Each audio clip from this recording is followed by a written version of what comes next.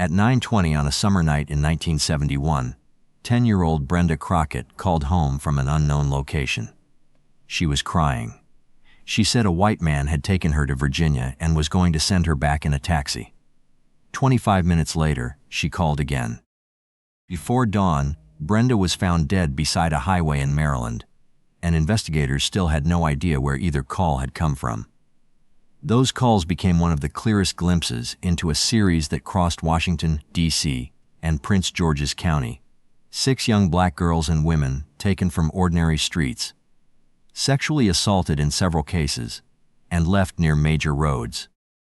Before the investigation reached the DNA era, police would chase green fibers, a dictated note, prison statements, and suspects who looked close until the comparisons failed, while much of the physical evidence slowly vanished. It began with 13-year-old Carol Denise Spinks. On Sunday evening, April 25, 1971, Carol left her family's apartment on Waller Place in southeast Washington. Her older sister had given her $5 to buy television dinners, bread, and soda at a nearby 7-Eleven. Carol was an identical twin, one of 8 children, a 7th grader who liked jumping rope, playing jacks, and hula hooping with her sisters. The trip was only a few blocks.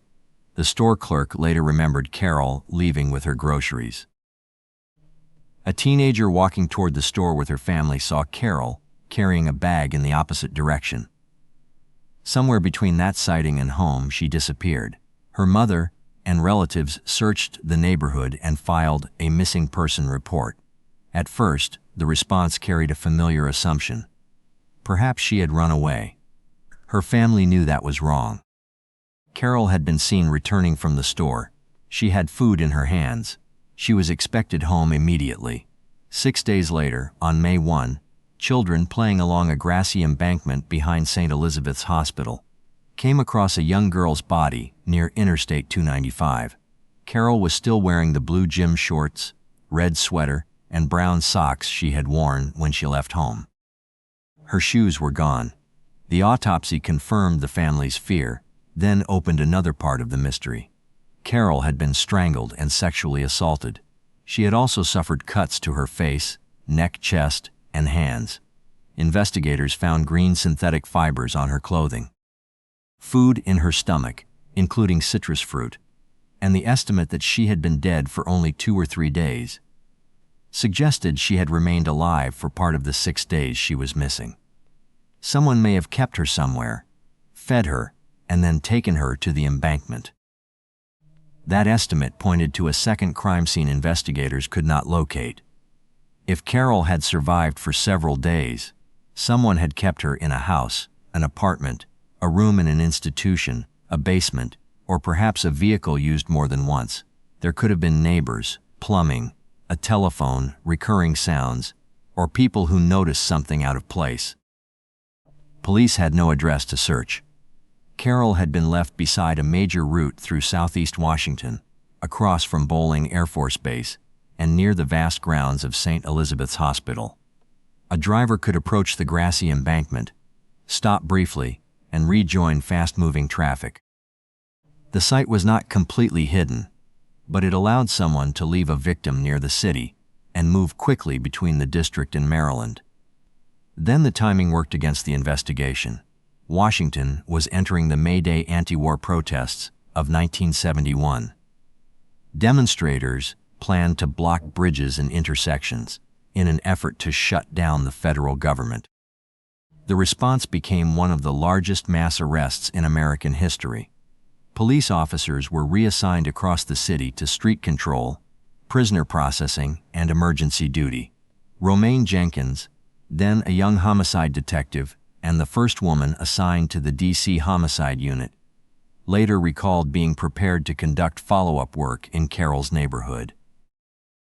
A commander stopped her. The department needed personnel for the protests. Even homicide detectives were pulled into the emergency response. Detectives interviewed Carol's relatives and witnesses, and the case remained open.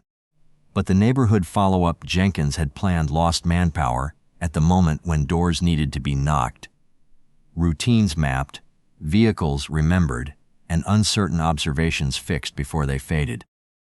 Another crisis was consuming the city's attention. The killer's first major advantage did not come from a forensic trick. It came from the calendar. 10 weeks later, the same embankment produced a second victim. 16-year-old Darlenia Johnson left home on July 8.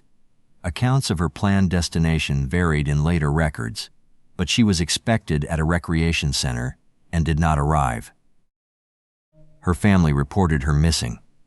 During the days that followed, her mother received strange telephone calls. The details preserved in surviving accounts are incomplete, but the calls deepened the family's fear that Darlenia had not simply left on her own. Before police found Darlenia, someone had already tried to lead them to her. A caller reported seeing what appeared to be a body near I-295. Police vehicles were sent to the area. Officers drove past, found nothing from the roadway, and radioed that they were returning to service. They did not leave their cars and searched the slope. Days passed in the July heat. One of the people who had reported the body returned and saw that it was still there.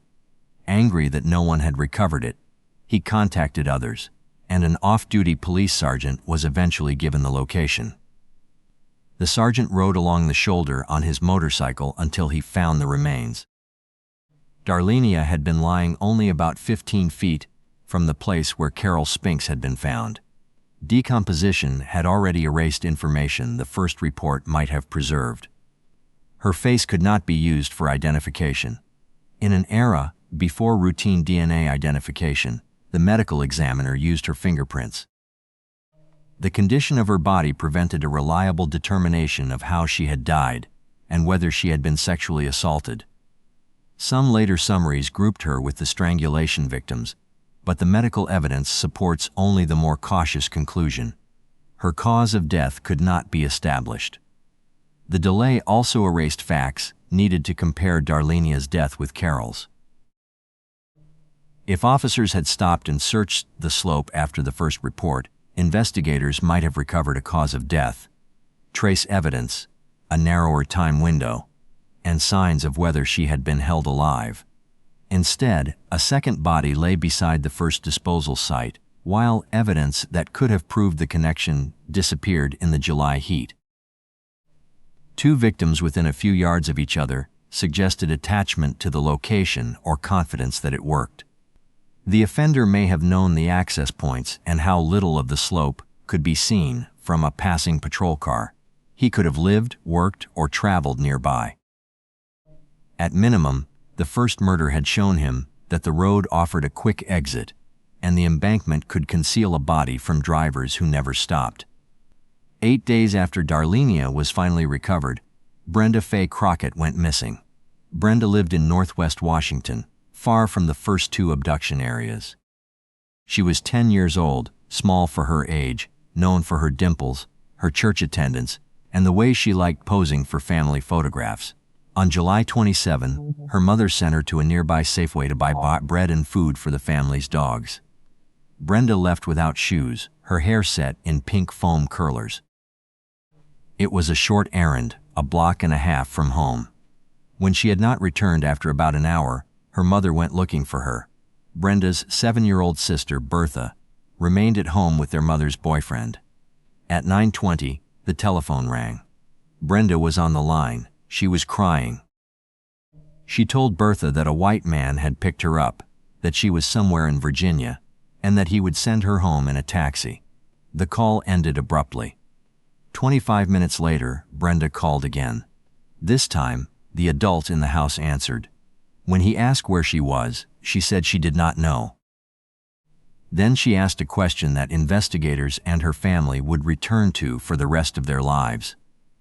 "Did my mother see me?" The man on the telephone asked how her mother could have seen her if she was in Virginia. He told Brenda to put the man holding her on the line. There were sounds in the background, described in some accounts as heavy footsteps. Brenda quietly said that she would see them, and the connection ended. There was no modern emergency tracing system that could instantly identify the origin of the calls. Police had a living child on the telephone twice, but no address, no which parts of what she said were true. and no way to know which parts of what she said were true. Brenda's description of a white abductor could have been accurate, or it could have been dictated. Saying she was in Virginia might have been an attempt to pull police across the river and buy time.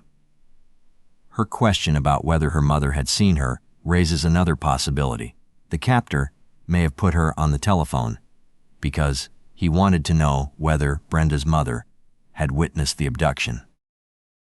Police could not prove that interpretation. It remains one possible reason Brenda was allowed to call twice while her captor stayed close enough to listen. Before 6 the next morning, a hitchhiker found Brenda's body beside U.S. Route 50 in Cheverly, Maryland, near the Baltimore-Washington Parkway. She had been raped and strangled. Green synthetic fibers were found on her clothing, resembling the fibers collected from Carol. Her bare feet were remarkably clean. Detective Jenkins later wondered whether someone had washed them. Her clean soles shifted attention toward an indoor holding place or a vehicle. Brenda had left home barefoot, yet little dirt remained on her feet when she was found. She may have spent most of the night off the ground, or someone may have washed her, whether to remove dirt, evidence, or both.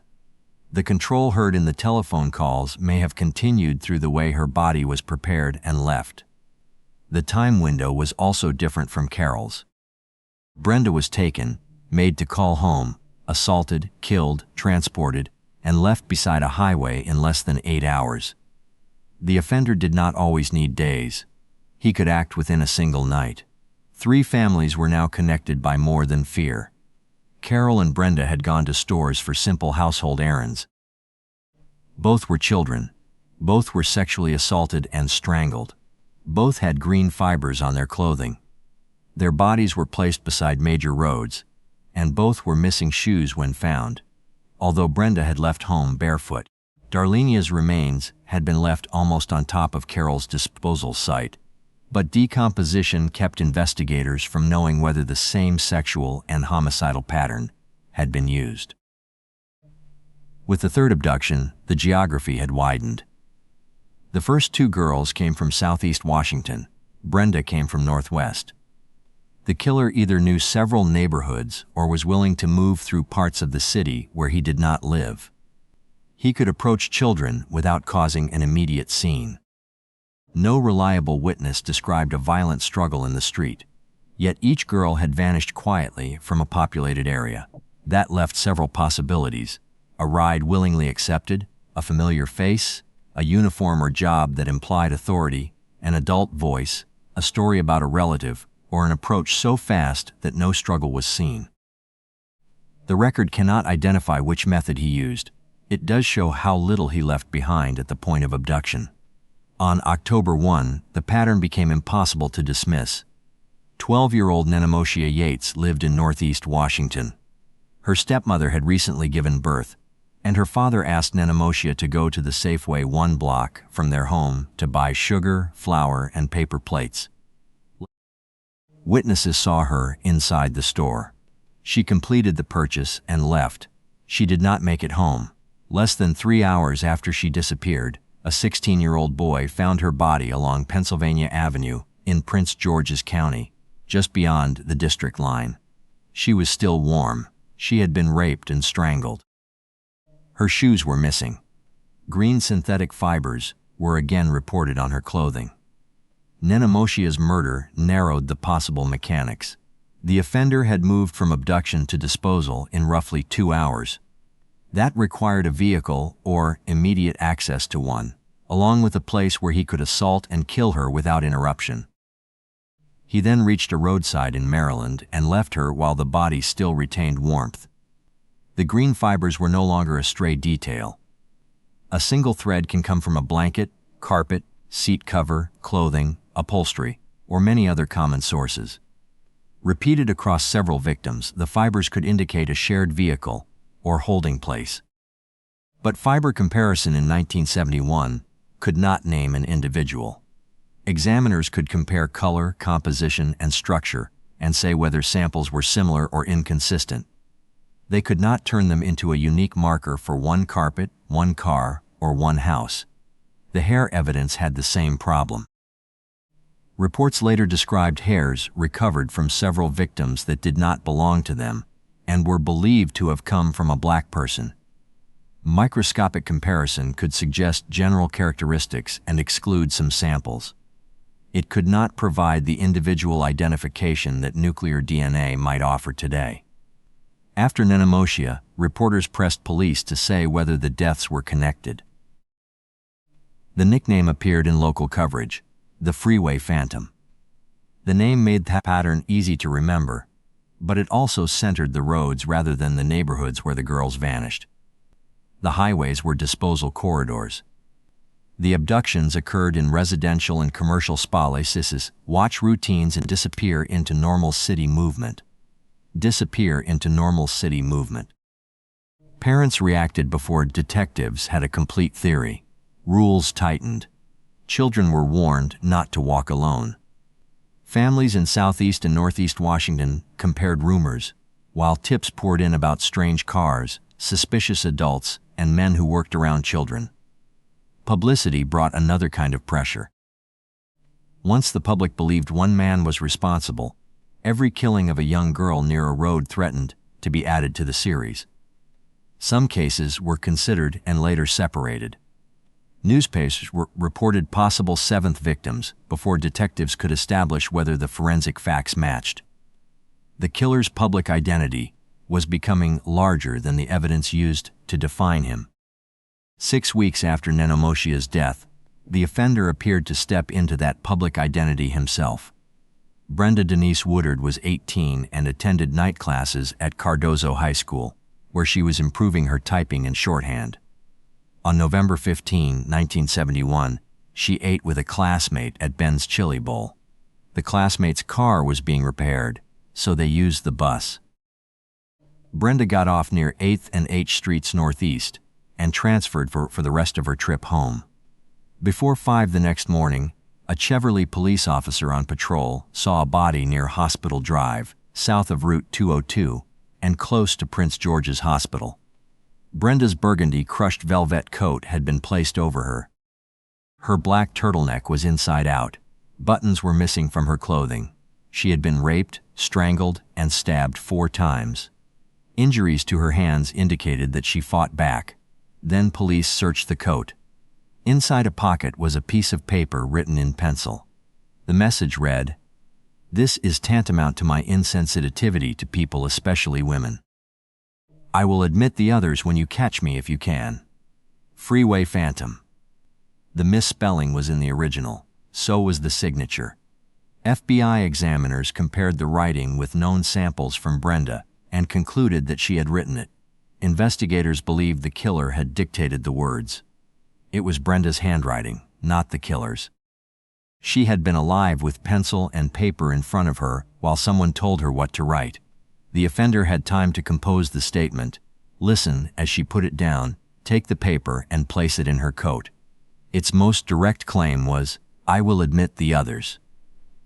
A link to the earlier murders in the offender's own chosen words. Even that was not complete proof. A person familiar with the news could claim crimes he had not committed. The note drew its weight from where and when it appeared. Brenda had been killed in a manner consistent with the series, left near a major road, and sexually assaulted. Green fibers were later described as appearing on most of the victims. The writer had not mailed a claim after reading about the body. He placed it with Brenda before she was found. Investigators studied the wording. Tantamount was unusual. The sentence was awkward and self-dramatizing. The shifting capital letters caught attention. Some officers wondered whether they formed a code. Others focused on the calm appearance of Brenda's handwriting. If she wrote in her normal hand, did that mean she knew the man? Did he dictate the note before the assault, when she still believed she might be released? Was he using a weapon or some other threat that allowed him to control her without making her hand shake? None of those questions could be answered from handwriting alone. Normal-looking penmanship does not prove trust. People react to terror differently, and the order of events is unknown. Yet the note showed that the offender wanted to manage his image. The press had named the Freeway Phantom after Nenomoshia's murder. The man who killed Brenda Woodard adopted that name and returned it to police from a victim's pocket. Brenda had also fought back. Buttons were missing, and her hands bore defensive injuries. Material from her attacker could have remained beneath her nails, on her clothing, or mixed with the fibers transferred during the struggle.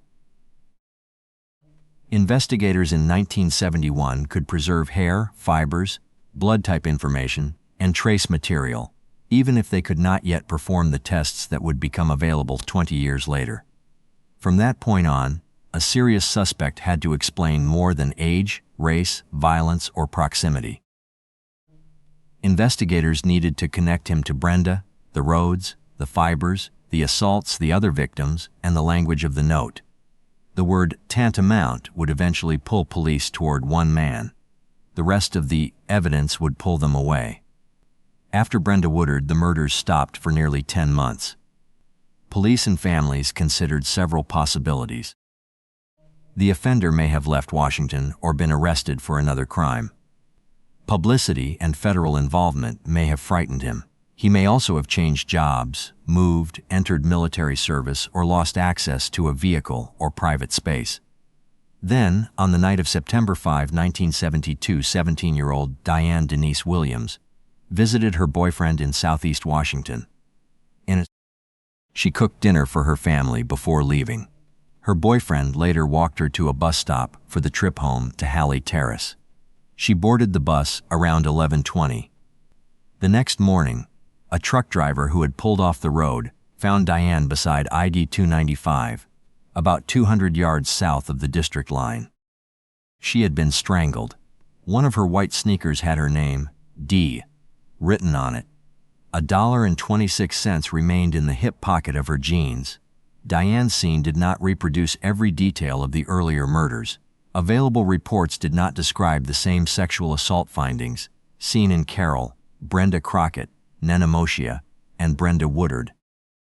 Her shoes were present, despite later summaries that sometimes said otherwise. There was no second taunting note. But the broader pattern remained. A young black female taken after an ordinary trip, strangled, transported, and left close to the same interstate corridor used in the first two cases. The 10-month silence ended with a body beside I-295. Diane became the sixth and final officially recognized victim.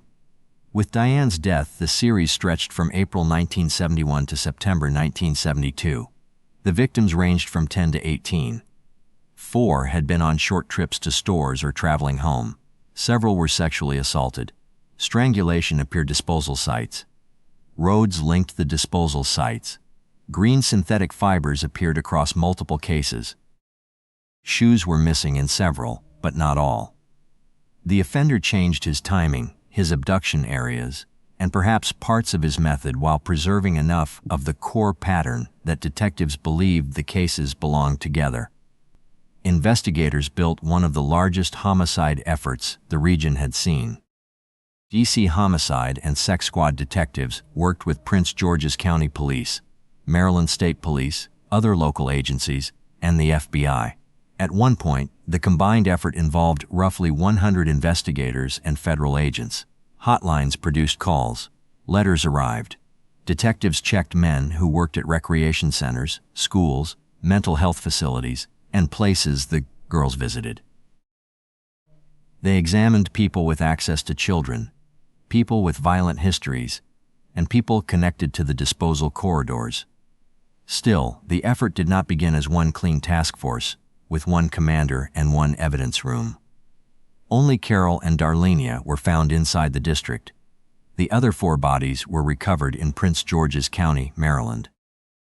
Different agencies held different reports, laboratory submissions, photographs, witness statements, and physical evidence. Federal involvement increased over time, even as FBI manpower was being drawn into the expanding Watergate investigation. Roads let the killer cross jurisdictional borders in minutes. The paperwork did not move as easily. Detectives were also working without tools now taken for granted. Traffic cameras did not follow vehicles between neighborhoods and dump sites. Store surveillance was rare. Police could not trace Brenda's 2 calls to a usable location. There was no national DNA database, no cell site history, no license plate reader, and no searchable record of a victim's movement. A DC detective might know the family and the abduction route, while a Maryland detective controlled the body recovery scene and an FBI laboratory handled fibers or handwriting.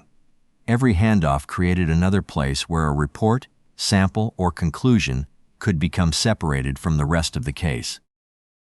No laboratory in 1971 could turn a green fiber into 1 car or a hair into 1 man. Carol's case lost momentum when homicide personnel were diverted during the May Day protests. Darlenia's body remained on an embankment after police were called, because officers did not get out of their vehicles and search. Missing person assumptions delayed the recognition that ordinary children on short errands were in immediate danger. Reports were dispersed. Years later, investigators discovered files with missing pages and evidence that could no longer be located. All 6 victims were black. In 1971, more than 70% of Washington's residents were black, while the police department was still majority white. The city was only 3 years removed from the unrest that followed Martin Luther King Jr.'s assassination, and still lacked home rule. Distrust between many black residents and police was already part of daily life. The families repeatedly said the girls did not receive the sustained urgency that missing white children would have received. Former homicide commander Tommy Musgrove later agreed, saying he believed more manpower would have been committed if the victims had been white. They pointed to specific events. Carol was initially treated as a possible runaway. Darlenia remained on the embankment after police had been called, and reports and evidence were allowed to scatter among agencies. A large task force eventually brought federal help, broad press coverage, and hundreds of suspect checks, but it formed after time had already been lost. Some families cooperated while distrusting the same department that had first treated Carol as a possible runaway, and failed to recover Darlenia after a body was reported. Detectives still needed those neighborhoods to remember a face, a vehicle, or a conversation. Investigators had to work inside that distrust, and the offender may have benefited from it. He moved through black neighborhoods without leaving a witness who could describe a clear struggle or identify him. Detectives James Trainum and Romaine Jenkins later considered a black offender likely, partly because of trace evidence, and partly because he appeared able to approach victims in their own communities.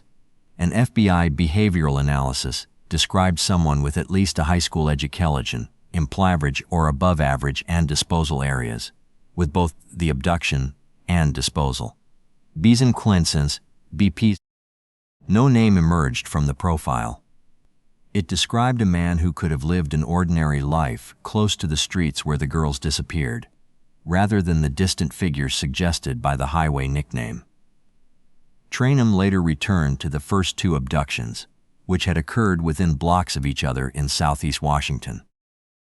He wondered whether the offender lived nearby and shifted his hunting area once neighborhood suspicion grew. That could explain why later victims were taken from northwest and northeast Washington, even as bodies continued to appear along familiar road corridors. Jenkins considered other possibilities, including military service or a transient lifestyle.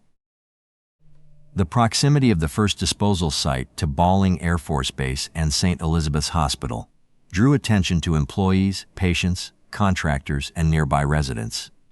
Investigators checked psychiatrists, military personnel, recreation workers, teachers, sex offenders, and men connected to the girls. One potential suspect was reportedly questioned under sodium pentothal, sometimes called truth serum, and cleared, but the procedure produced no evidence that moved the case forward. Among all those names, Robert Elwood Askins kept returning. Askins was a computer technician with a long history of violence against women and prior confinement at St. Elizabeth's. Decades before the Freeway Phantom murders, He had been convicted in a woman's poisoning death, although the conviction was later overturned. In the 1970s, police investigated him for unrelated abductions and rapes. He was eventually convicted in 2 of those cases and sentenced to life in prison. Askins' connection to St. Elizabeth's placed him near a location central to the first 2 body recoveries. Then detectives found a linguistic coincidence that seemed almost too precise to ignore. During a search of Askins' home, investigators found an appellate court opinion from his earlier case. The document used the word tantamount, the unusual word in the note dictated to Brenda Woodard. According to the search warrant count, people who worked with Askins said he also used the word when emphasizing points in professional discussions. Police found other disturbing items: photographs of girls and young women, soiled women's scarves, writings, and a knife connected to another crime. A later search of his vehicle recovered 2 buttons and a gold earring from beneath the rear seat. The missing buttons from Brenda Woodard's clothing made that discovery impossible to ignore. For a time, Askins looked like the lead that might hold. He had a history of abducting women, a connection to St. Elizabeth's, a possible link to the word tantamount, and loose buttons and women's property beneath the seat of his car. Those comparisons broke the theory apart. Neither the buttons nor the earring could be tied to a victim.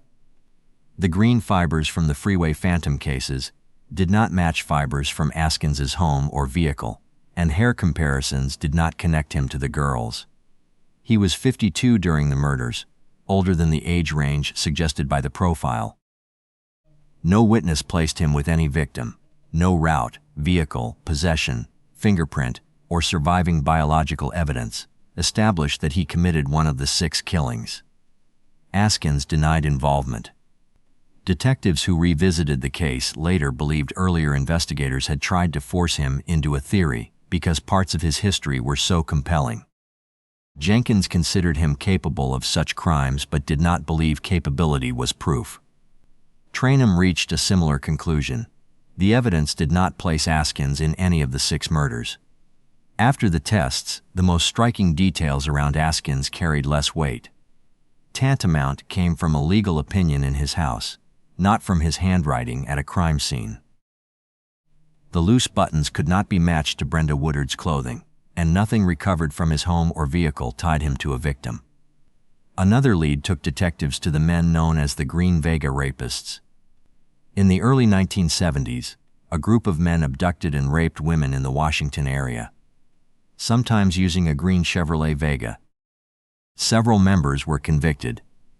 Their crimes overlapped in time and geography with the Freeway Phantom murders, and they demonstrated the ability to use a vehicle, control victims, and move through the region. A prison informant claimed that a member of the group had information about one of the Freeway Phantom killings. Investigators interviewed inmates at Lorton Prison. One detective, Louis Richardson, became convinced that members of the group were responsible. He believed they knew details about crime scenes, clothing, and methods that only participants should have known. At first, the group seemed capable of explaining the differences among the 6 murders. More than one offender could account for different vehicles, different abduction areas, and variations in assault or disposal. Investigators checked the claim through interviews, route reviews, and comparisons between the men's statements and facts that had never been made public. The interviews did not hold up. Later reviewers concluded that much of the information the men provided had already appeared in newspapers. They reportedly did not know about the most closely protected fact in the series, the dictated note found with Brenda Woodard. Hair samples did not match the hairs recovered from the victims. The informant's credibility also collapsed. Accounts indicate that he hoped information about the murders would improve his prison situation. When the possibility of a break became public, cooperation changed, denials followed, and the lead became tangled in publicity. Richardson reportedly remained convinced until his death. Other investigators came to believe that the task force had spent enormous time chasing men whose knowledge came from news coverage rather than participation. The dictated note became the strongest test of those prison statements.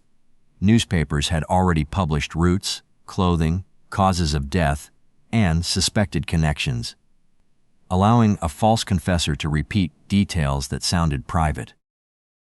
Police had kept the note out of public view for years. If a prisoner could not account for it, detectives had reason to doubt that his knowledge came from inside the crime. There were many other suspects, but most never reached the same evidentiary weight. Investigators examined a man connected to a teen club Darlenia attended, men seen in suspicious vehicles, workers at recreation centers, former patients and employees of St. Elizabeth's, military personnel, developers with property near disposal sites, and convicted sex offenders. Alibis cleared some, forensic comparisons eliminated others, and many leads were too vague to test. In the surviving files, missing pages sometimes make it impossible to tell why a name was removed from consideration. By 1987, the missing paperwork had become an investigative obstacle of its own. When Jenkins reopened the cases in 1987, she did not inherit 6 complete murder files arranged on one table.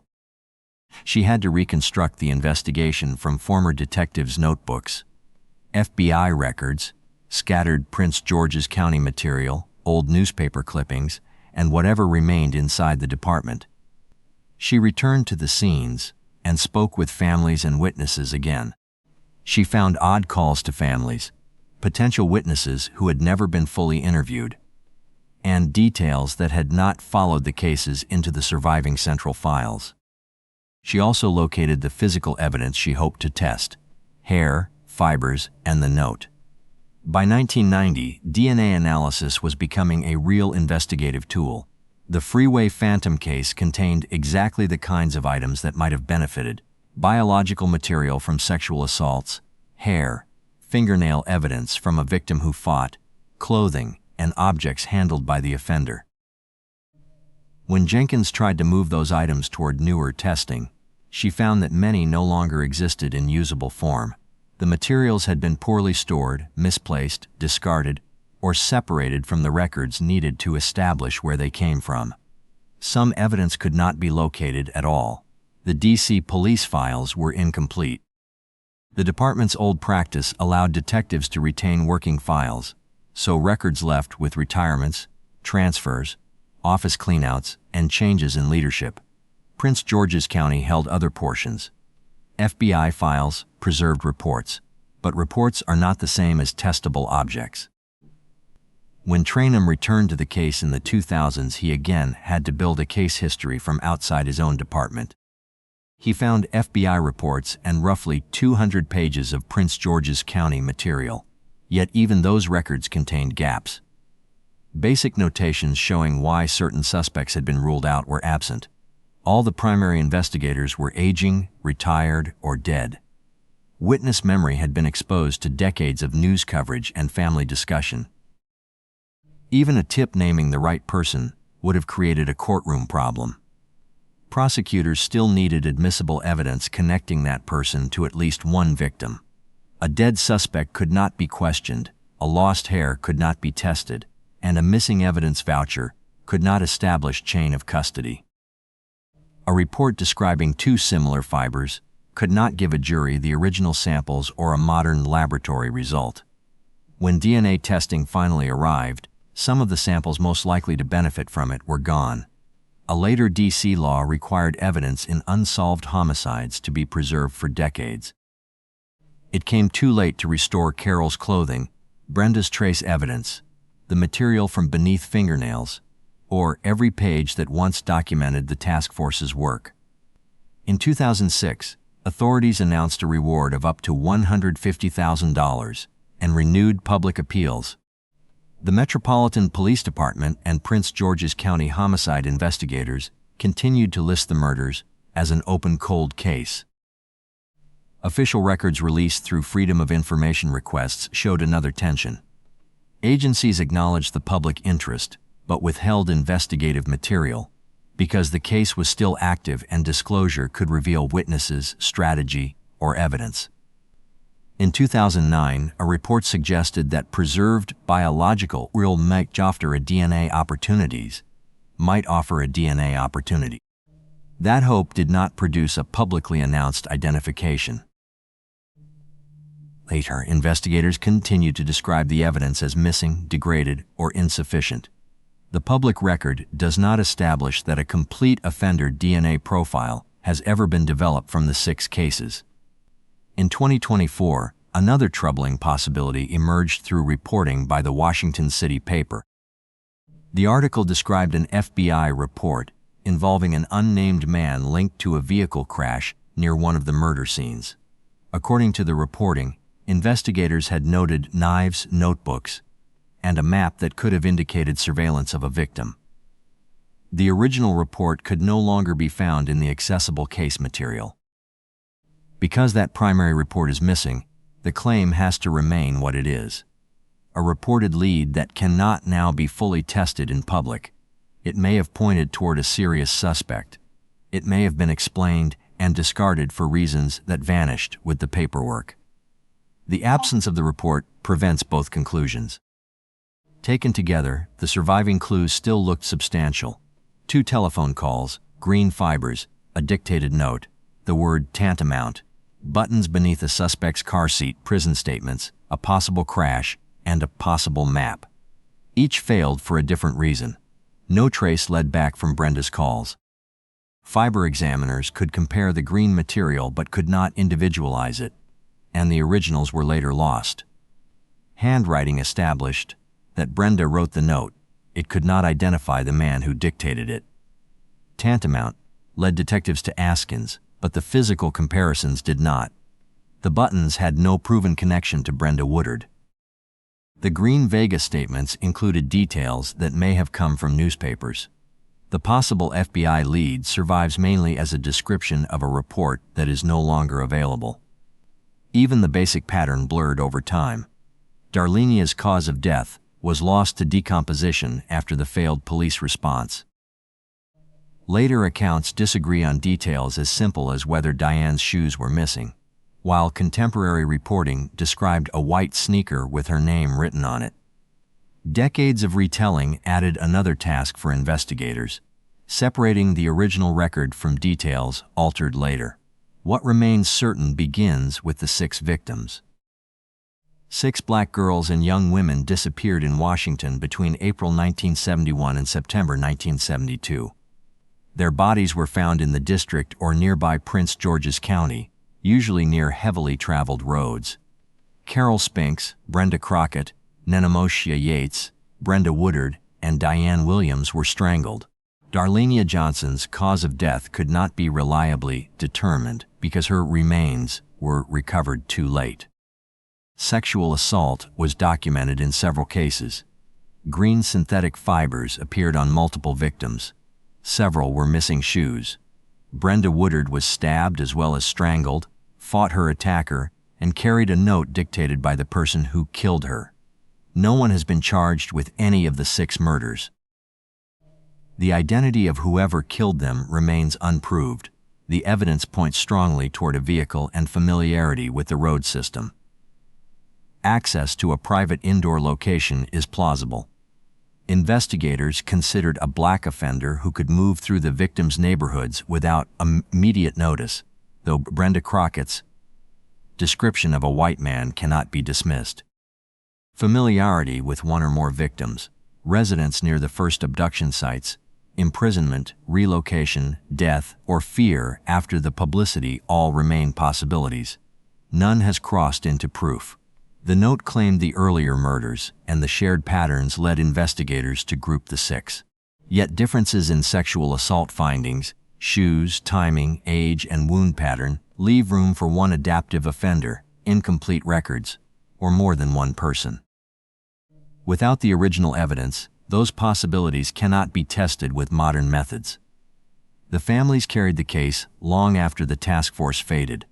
Carol Spinks's identical twin remembered the sound their mother made when detectives came to the door. Carol's older sister, who had sent her to the store, later walked the same route, hoping someone would approach her and reveal himself. Brenda Crockett's little sister lived with the memory of answering the first call and the question she could not answer. Had their mother seen Brenda with the man? Diane Williams' sister later joined the police department and worked in child abuse investigations, carrying a case from her own family that she could never close. Parents changed how they raised the children who survived. Doors closed earlier. Trips to the store stopped being ordinary. Brothers and sisters grew up measuring their lives against the age a victim never passed. Romaine Jenkins kept boxes of case material in her home after retirement. She remembered the missing buttons, the fibers, the colors of clothing, and the size of a missing shoe. The public file had gaps. Her private memory filled some of them. The Freeway Phantom's most famous message promised that he would admit the others when police caught him. Police never got the chance to test that promise. Time was lost in the first investigations. Records were divided among agencies, leads failed under comparison, and physical evidence disappeared before science was ready to examine it. More than half a century later, the case remains open. The reward and official appeals preserve the possibility that someone still knows a name, a vehicle, a room, a sudden move, a relative's confession, or why a man in 1971 possessed green synthetic material and knew the roads where 6 victims were left. At the center of the case is no longer the highway, but the voice of a 10-year-old girl on a telephone, repeating what she had been told, while asking the one question her captor may have needed answered. "Did my mother see me?" The line went dead. The man was never identified. Much of the evidence that might have tested what happened during those calls did not survive.